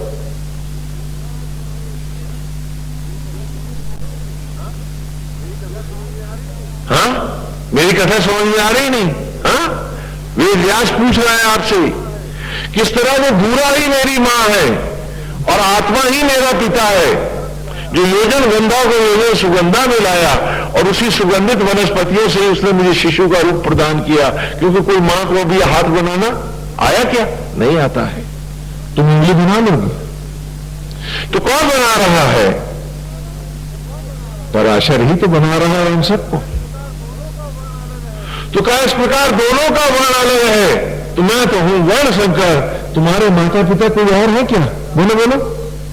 हाँ, बड़ी जात बांधे घूमते।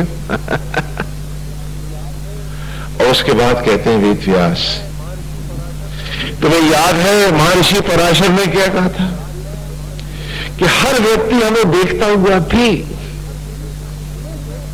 हर व्यक्ति हमें देखता हुआ भी, हमें जानता हुआ भी यह सत्यवती न देख पाएगा, न जान पाएगा।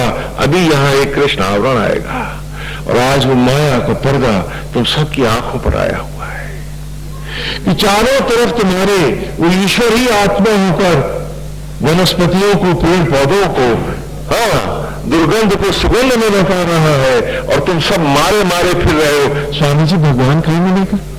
क्या बात है कि हर व्यक्ति हमें देखता हुआ भी, हमें जानता हुआ भी न देख पाएगा, न जान पाएगा कि हम क्या कर रहे हैं। कि चारों तरफ तुम्हारी आत्मा ही तो है जो मिट्टी में पड़े गीले फूले हुए उन बीजों के मध्य में यज्ञ की रश्मियों को प्रज्वलित करता है। तभी तो कोपले निकलती हैं और पेड़ और पौधे प्रकट हो जाते हैं। तो हर ओर वो सृष्टि कर रहा हमारे, और हमने हर कोई पूछते हैं स्वामी जी भगवान के दर्शन कैसे होते हैं, कहां होते हैं, कब होंगे? क्या जब हमें भी जब जीवन में होंगे क्या? जो अंधे को दिख रहा वो आंख वाले न देख पाते। क्या बात है। वेद व्यास के उन शब्दों को याद करो जो पराशर ने सत्यवती से कहे थे कि हे सत्यवती, मेरी लीला से भी यहां एक कृष्ण आवरण आएगा, एक माया का पर्दा आएगा और हर व्यक्ति हमें देखता हुआ भी, हमें जानता हुआ भी न देख पाएगा, न जान पाएगा कि हम क्या कर रहे हैं। और आज चर्बी चढ़ी है आंखों पे, आंखों के होते हुए अंधों की तरह पूछते हो तुम जगह जगह जाकर कि स्वामी जी भगवान के दर्शन करा सकते हो, कैसे नहीं गए? जबकि हर ओर तुम्हारे सिर्फ उसी के दर्शन हैं, सिर्फ वही है और है क्या? और फिर कहते हैं वेद व्यास उन ऋषियों से कि विद्वानों, ईश्वर आत्मा होकर अभेद भाव से सबको प्यार देता है। जैसे उसने तेरे जूठे अन्न को रत्न में बदला, वैसे ही घोड़े को भी प्यार दिया, स्पर्श दिया। न देता तो योजन गंधा योजन सुगंधा कैसे बनती? तो जो दुर्गंध से सुगंध तक अभेद रहता है उसी के बनाए तुम हो और तुम इंसान होकर इंसानों से भेद कर रहे हो। क्या यही धर्म की राह है? क्या इसी में तुम्हारा ईश्वर है? क्योंकि धर्मात्मा शब्द में भी दो है शब्द। कौन कौन से धर्मात्मा में? धर्म और आत्मा। जो आत्मा के धर्म को माने सो धर्मात्मा। तो आत्मा ने तो भस्मी से लेकर दुर्गंध के भरे उस घूरे से लेकर, और तुमने भी कोई भेद ना किया। फिर तुमने ईश्वर की बनाई कृतियों में भेद किया, ईश्वर के बनाए रूपों में भेद किया। क्या ये धर्म की बात है? और आज की इस ऋचा में भी यही कहा है कि कवि नो मित्रा वरुणा, क्योंकि मैं उस असत्य को नहीं स्वीकारता हूं। वेद व्यास नहीं मानता है उसे। वो कह रहा है कि हे आत्मा, हे यज्ञ, हे कवि, मेरे अंतर में आज फिर प्रलय की सत्य की उन अग्नियों को जलाओ, प्रज्वलित करो। तो तथा विजाता, मुझे एक बार फिर जैसे उस घूरे से वनस्पतियों में लाए थे और उन वनस्पतियों से पुनः मुझे मनुष्य के वर्ण में लाए थे, तो एक बार फिर मुझे जलाओ, अपसम मेरी प्रलय करो और फिर एक बार मुझे फिर नवजात शिशु के रूप में प्रकट करो कि एक बार फिर मेरा नया जन्म हो। अब मैं मनुष्य के रूप में नहीं, अब मैं ज्योतियों को धारण करने वाली उस देव योनि में प्रकट हो जाऊं। वनस्पतियों की योनि से, हाँ, घोड़े की योनि से वनस्पतियों की योनि में आया, वनस्पतियों की योनि से मनुष्य की योनि में आया, अब पुनः इस वर्ण से उठाओ मुझे और अगले वर्ण में, देव वर्ण में, देव योनि की ओर ले चलो, जलाओ मुझे, रोम रोम जले मेरा, अग्नि हो जाए, हर तृप्ति हर इच्छाओं को जलाता हुआ मैं अपनी ही अंतरात्मा से, उस पराशर से, अपने ही आत्मा अनंत से अद्वैत कर जाऊं कि जहां जीव और आत्मा का भी भेद समाप्त हो जाए, जुड़ूं अभेद से ऐसा कि अभेद हो जाए सब। और इस प्रकार ये दूसरे सूक्त का समापन ये ऋचा है। हाँ, क्योंकि अगले रविवार से हम तीसरा सूक्त लेंगे। तो इस ऋचा में पहली ऋचा से अंतिम ऋचा तक पूरे सूक्त में जो बात हमने पहले करी थी कि वायवा या ही दर्शते में, कि हे प्राणवायु, आज मैं दर्श यज्ञ के लिए संकल्पित हो गया कि मुझे पितृयान से उन चिता की लकड़ियों पर नहीं जाना है, मुझे तो आत्मयान से जाना है, मुझे आत्मा के साथ अद्वैत करना है, मुझे जीवन के उद्देश्यों को प्राप्त करना है। आज वेद की ऋचाओं को सुन करके भी हम अपने जीवन में तब तक धारण नहीं कर सकते जब तक हम अपने साथ कुसंगी ना बने। आज तुम अपने आप को धोखा दे रहे हो, कुसंगी हो तुम अपने प्रति भी। अगर सत्य संगी होते तो वेद का ये सत्य तुम्हारे पास होता तो तुम्हारे पास न दंभ होता, न ईर्ष्या होती, न द्वेष होता, तुम सत्यनिष्ठ होते, अपनी आत्मा से जुड़े होते, तुम अपना नहीं दूसरों का सुख देखते, तो अपने आप को दूसरों की पीड़ा का कारण नहीं बनाते। लेकिन नहीं, हम सब के साथ समस्या क्या है कि हम उद्देश्यहीन लोग हैं। दोस्त we have lost the purpose of life and they live for pseudo purposes. मैंने पिछली बार भी आपको उदाहरण दिया था कि एक बच्चे को स्कूल जाने के लिए एक बाइसिकल की जरूरत है, तो यहां बाइसिकल एक सुविधा है, कंफर्ट है, उद्देश्य नहीं, उद्देश्य पढ़ना है। तो उसी प्रकार मनुष्य योनि में आने का उद्देश्य तुम्हारा क्या है? कभी पूछा तुमने अपने आप से? जो पशु करके लज्जित है उसको करके तुम अपने आप को धन्य मानते हो।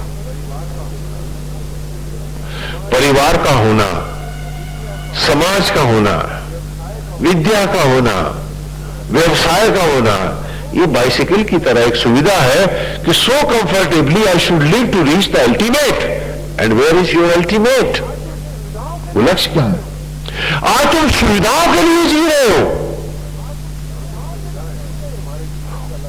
और वो सुविधाएं तुम्हारे जीवन का लक्ष्य नहीं है। कल चिता की लकड़ियां दिखा देंगी कि तुम मुट्ठी पर राख में नालियों में सड़ने चले जाओगे। परिवार सुविधा है, समाज सुविधा है, धन सुविधा है, करेंसी नोट एक सुविधा है कि इन सुविधाओं के साथ जीते हुए so comfortably I should live to reach the ultimate goal of my life। और वो गोल क्या है?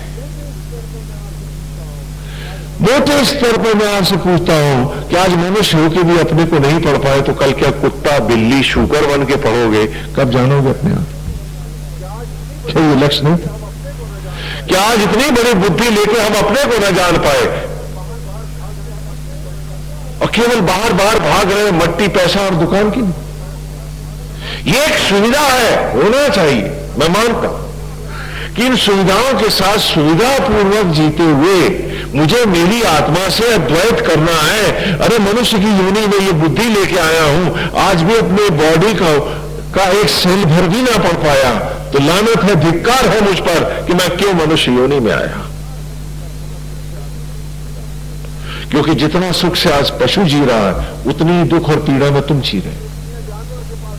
उसके पास उतनी तृप्तियां जानवर के पास नहीं है जितनी तुम्हारे पास है। शायद पिशाच भी तुमसे लज्जित है तो उसके पास भी, शैतान के पास भी अब इतनी अतृप्तियां नहीं है जितनी तुम्हारे पास है। तो व्हाई हैव यू कम? क्यों आए हो तुम? क्यों जिंदा हो तुम? पूछो अपने आप से। और कल इतनी सी राख में बदल करके फिर तुम वही योजन गंधा बनने जा रहे हो, क्यों?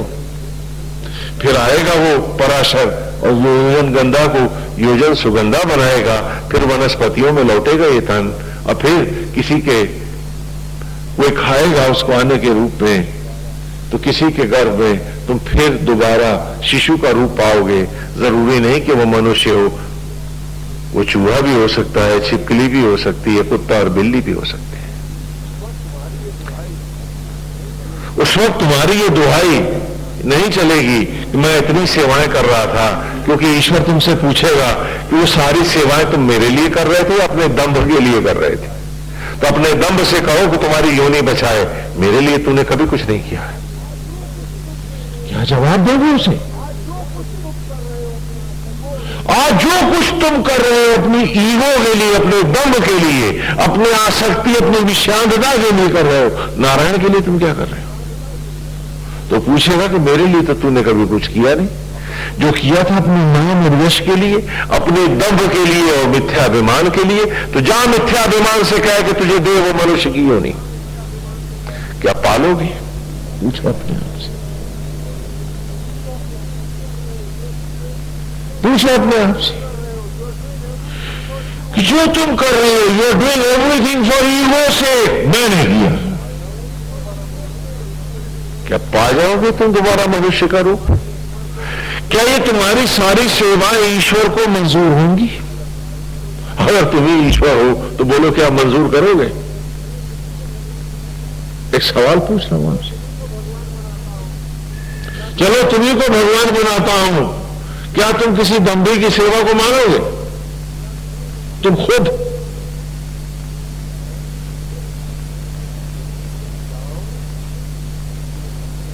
जाओ, अपनी आत्मा अनंत को पहचानो, सुविधाओं को सुविधा समझो और जीवन को के लक्ष्य खोजो।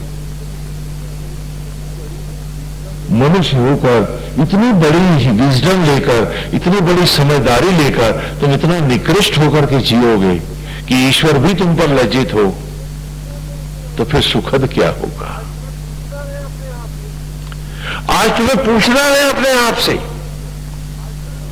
क्योंकि तीसरे सूक्त में हम ज्वालाओं का आवाहन करने जा रहे हैं। उन लपटों का आचार्य और उपाचार्य की हमने स्तुति करी है। अगला सूक्त शुरू होगा ब्रह्म ज्वाला का, क्योंकि यज्ञ की अग्नि प्रज्वलित होगी।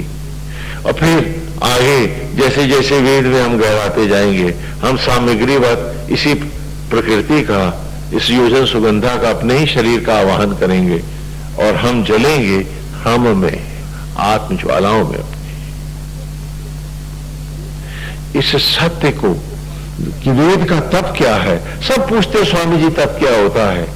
आज मैं पूछता हूं तुमसे कि क्या जानने के अधिकारी हो? क्या तुम कुछ खोने को तैयार हो कुछ पाने के लिए, या कि जामुन की गुठली की तरह टेनियां और पत्ते मांग रहे हो भगवान से? अगर वो दे भी देगा तो तुम रख पाओगे क्या? उसके लिए तो गुठली को, अपनी हस्ती को पहले मट्टी में मिलाना होगा। क्या तुम मिटने को तैयार हो, या उसी झूठे और दंभ के लिए ही जीना चाहते हो जो मैं और मेरा आसक्त जगत है? और क्या ये मैं और मेरा जगत तुम्हें सदा जिला पाएगा? उम्र के नोट के अलावा क्या धन है पास हमारे? हम सबको अपने आप से पूछना है, हमें सोचना है, हमें विचार करना है। क्योंकि इस ऋचा में आज हमने आवाहन किया है कि हम दर्श यज्ञ के लिए तैयार हैं, लेकिन क्या हम तैयार हैं? आज दूसरा सूक्त समापन को आया है। हमें अपने आप से पूछना है कि कितनी ईमानदारी से हम जी रहे हैं। क्या हमारे पास थोड़ा सा भी सत्य है, और क्या हम उस सत्य को पाना चाहते हैं, उसे बीज बनाकर अपने जीवन में बोना चाहते हैं कि एक बार सत्य का हरा भरा वृक्ष तैयार हो? हाँ, या क्या हम खाली सत्संग का नाटक, ढोंग और ढकोसला करना चाहते हैं? जरा सा सत्य दे रहे हूं बोने के लिए, चाहो तो अपनी जीवन की जमीन पर बो लेना, तुम्हें ईश्वर मिल जाएगा, तुम आत्मा से अद्वैत कर जाओगे।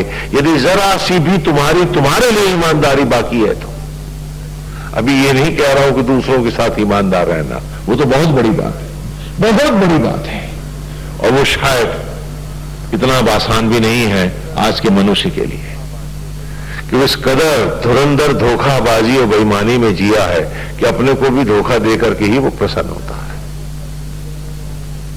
कि मैं इतना सा सत्य दे रहा हूं आज आपको, मैं देखूं कितने ट्रूथफुल हैं आप, कि जब एक हाथ बनाना तुम्हें नहीं आया, ये सच है झूठ है? बोलो, सच है ना? तो जब तुम्हें हाथ बनाना नहीं आया तो बड़ी ईमानदारी से अपने से पूछ लेना, तो बेटा बेटी तुम्हें कब बनाए थे? तो फिर ये मेरा तेरा अपने ऊपर आए क्यों कर रहा है? अरे कम से कम अपने साथ तो झूठ ना बोल, बता पाओगे अपने, ढाल पाओगे अपने में।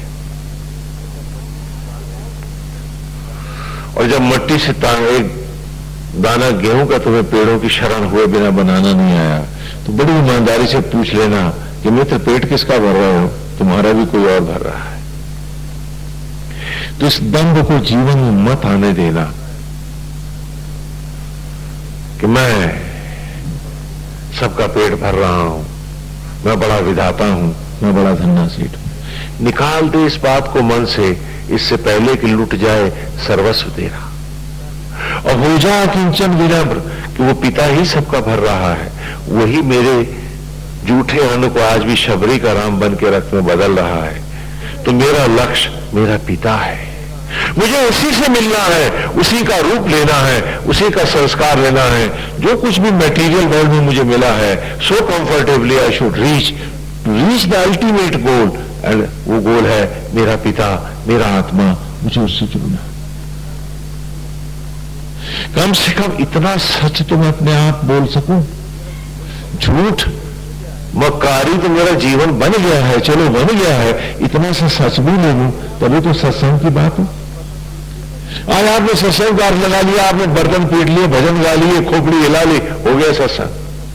मैं पूछता हूं इतना सा सत्य भी ले पाओगे तुम? आज जरा सा उसी को आज अगर तुम बीज दो और ईमानदारी, श्रद्धा, आस्था और समर्पण से इतने से सत्य को भी आज अगर तुम अंकुरित कर लो तो कल ये हरा भरा पेड़ हो जाएगा, तुम जरूर पाओगे ईश्वर को। लेकिन अगर तुम्हारे पास इतनी भी ईमानदारी अब बाकी नहीं है, अरे तो फिर क्या सत्संग करोगे और क्या ईश्वर पाओगे? तुम पूछो अपने। और कहां है इसको पाने के लिए भी कोई तुम्हें सर के बल नहीं खड़े होना है, कोई मुर्गासन, कुकुटासन, मूलासन, वो तथाकथित योगा नहीं कर रहे हैं। योग का अर्थ जुड़ना है, सिर्फ अपने आत्मा से जुड़ना है, उसके सुंदर महिमा में ही मनोरम छवि से जुड़ना है। कहा ईश्वर की मूरत कैसी, कहा भक्त की भावना जैसी। अपने मन का एक सुंदर मनोरम छवि नारायण की लो, और उस मनोहारी छवि में, उसके सौंदर्य में पूरी ईमानदारी से समर्पित होते जाओ, बीज पड़ जाएगा। उठते बैठते सोते जागते उसके सौंदर्य में, उसकी मोहकता में, उसके ज्योतिर्मय स्वरूप में बस जाओ और बार बार कल्पना करो कि वो मनोहारी छवि तुम्हारे भीतर है, तुम्हारे बाहर है, तुम्हारे हर ओर है।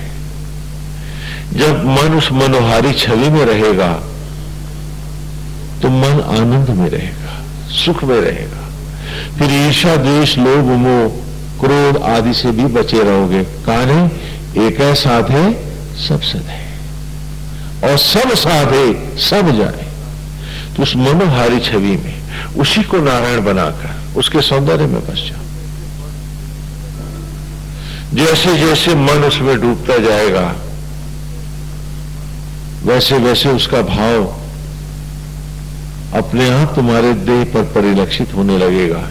जैसे क्रोध में तुम्हारा चेहरा भयानक होता है, भय में तुम्हारा चेहरा सिकड़ा हुआ होता है, पीला होता है, दुबला लगता है, चोरी पकड़े जाने पर तुम्हारा चेहरा शर्मिंदा होता है, उसी प्रकार जब मनोहारी छवि में मन बसेगा तो तुम्हारे चेहरे पर एक सुंदर मनोहारी भाव रहेगा जो तुमको ही नहीं बाकी सबको भी सुख देगा। कहते हैं कि चेहरा विचारों को पढ़ने का सबसे बड़ा दर्पण है। Face is the index of one's own moods and thoughts. चेहरा सब कुछ बता देता है। तो जिस दिन उस मनोहारी छवि में तुम्हारा समर्पण होगा, बार बार जब तुम उसकी सुंदर कल्पनाओं में, उसकी मनोहारी छवि में, उसके नेत्रों में बसोगे, उसके रूप में बसोगे, तो फिर ध्यान करोगे कि वही आत्मा होकर तुम्हारे भीतर बैठा है। तो एक सुख, एक सुखद कल्पना तुम्हारे जीवन में अमृत बनकर उतरने लगेगी।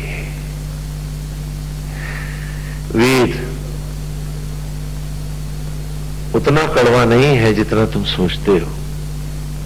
ये तो शहद की तरह मीठा है, यदि तुम इस रस को पहचान पाओ तो। इसमें ये ऐसा मीठा है लेकिन इसमें विष भी है। मधुछंदा, मधुछंदा का अर्थ है जिसमें वो अमृत जिसमें विष हो, वो शहद जिसमें जहर भी मिला। ये जहर देता है तुम्हारे क्रोध को, ईर्ष्या को, द्वेष को, लोभ को, मोह को, आसक्ति को, और अमृत बनता है तुम्हारे समर्पण को, त्याग को, वैराग्य को और उसकी मनोहारी छवि को। तो ये ऐसा अद्भुत रस है कि जिसका एक रस बहुत मीठा है जो नारायण की ओर जाता है, और एक रस बहुत विषैला है जो विषयांत जगत को मारता है। ऐसा सुंदर, ऐसा मनोहारी मार्ग है, और उम्र के लोट तुम्हारे हैं, इससे अधिक तुम्हारे पास कुछ भी नहीं है।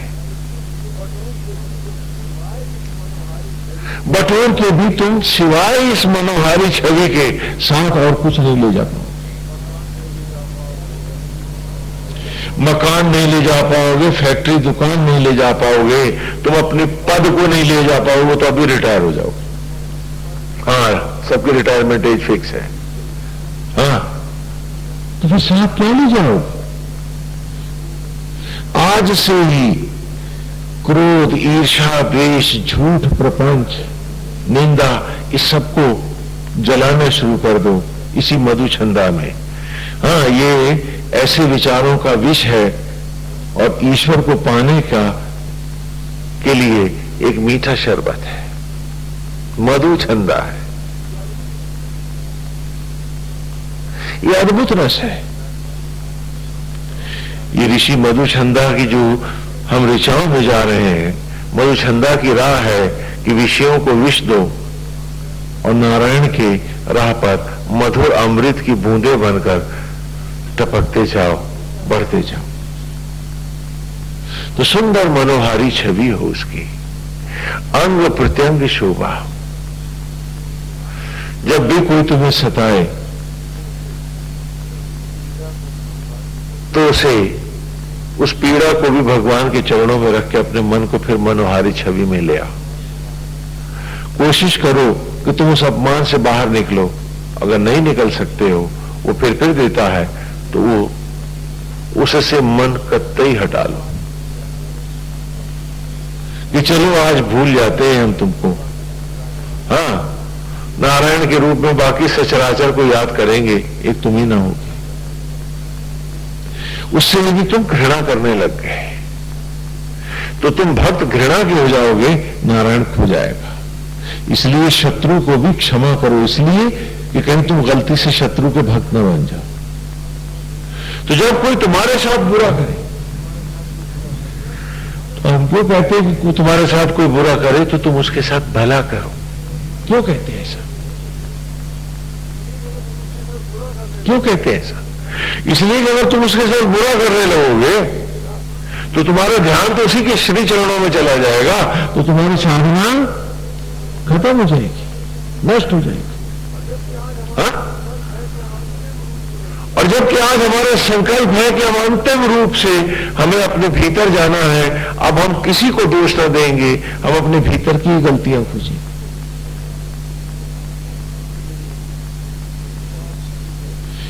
यदि किसी भी बात की गलती के लिए हमें किसी को दोष देना होगा तो अपने को देंगे, माफी अब हम मांगेंगे हर गलती के लिए। क्यों? क्योंकि हमें सुधरना जो है। दुनिया को सुधारते रहे और अपने तक हम पहुंचे नहीं तो हम कब सुधरेंगे बेटा? हाँ, तो अभ्यास करेंगे। We shall be very very very practical. हाँ, कि उठते बैठते सोते जगते एक ही मनोहारी छवि रहेगी नारायण की। उस सुंदर प्रतिमा पर, उसकी सौंदर्य पर मुग्ध होकर, उसी को समर्पित होकर, उसी में उसकी मुस्कुराती हुई छवि को देखें तो मन अपने आप मुस्कुराने का करेगा। और क्योंकि उसी ने सबको बनाया है, अब हम इसी स्तर पर जिएंगे। जब घर में है तो घर भी उसी का है, परिवार उसका है, हाथ मैंने नहीं बनाया, बच्चे किसके हैं, ये भी इसी के, हम तो निमित्त है। घर में रहेंगे, घर की भरपूर सेवा करेंगे, इच्छा अब उनसे भी नहीं करेंगे क्योंकि मेरे हैं इसलिए करें, ये पाप भी नहीं करेंगे। नारायण करेगा, नारायण से इच्छा करेंगे। जो गोविंद करे यही विधि राखे राम, इच्छा रहित होकर जिएंगे। बाहर की हर इच्छा को मिटाते चलेंगे जिससे भीतर की जिज्ञासा और ज्यादा बढ़ने लगे। जब आप मेरी तरफ मुंह किए बैठे हैं तो आप उस तरफ जो विपरीत दिशा है उधर क्या किए बैठे हैं? पीठ किए बैठे हैं। तो जब हम संसार की तरफ से पीठ करेंगे तभी तो भीतर की तरफ मुंह होगा। बोलो बोलो। तो अब पीठ होगी संसार को कि जैसे निभेगी निभा देंगी। सच झूठ पुण्य पाप नारायण आप जानो, हमें विद्वता की ओर भी नहीं जाना, हम तो समर्पण की राह चले। आपकी सुंदर मनोहारी छवि, हम उसी में बसेंगे। और आप ही सबको बनाते हैं, आप ही आप न हो तो कोई रूप न होगा। तो इसलिए आज हम ईमानदारी से मानस की इस चौपाई को अपने जीवन में उतारते हैं। सिए राम मैं, अब नारायण हम आप ही को सब में देखेंगे। अभी तक तो ऊंच नीच जात पात अपना पराया दोस्त दुश्मन देख रहे थे, गोविंद अब सब में आपका, इसी मनोहारी छवि का भाव लाएंगे कि उठते बैठते सोते जगते चलते फिरते सब काम करते हुए, घर में भी सबकी सेवा करते हुए भाव रहेगा कि मैं आपका हूं, ये आपके हैं, आप नहीं हूं तो मेरा भी कोई नहीं है। हाँ, तो अपना पराया अब मैं जानता नहीं। बाहर निकलेंगे, मोहल्ले की सेवा भी इसी भाव से करेंगे कि सिए राम में। जो भाव परिवार में होगा वही बाहर मोहल्ले में होगा। और जब उतर आएंगे जंगलों में तो पर्यावरण की जीव मात्र की सेवा भी इसी भाव से करेंगे। गोविंद अब सब में आपका भाव करेंगे और अपने आप भीतर भी आप ही को देखेंगे कि शरीर के भी मालिक कौन है? आप हैं। और आपकी इसी महिमामय छवि में मन को ठहराव देते हुए अब हम भीतर झांकेंगे। पीठ विषय वासना क्रोध लोभ मोह की ओर होगी और सम्मुख हम आप ही के रहेंगे। है ना? मैंने कहा ना कि जब आप मेरी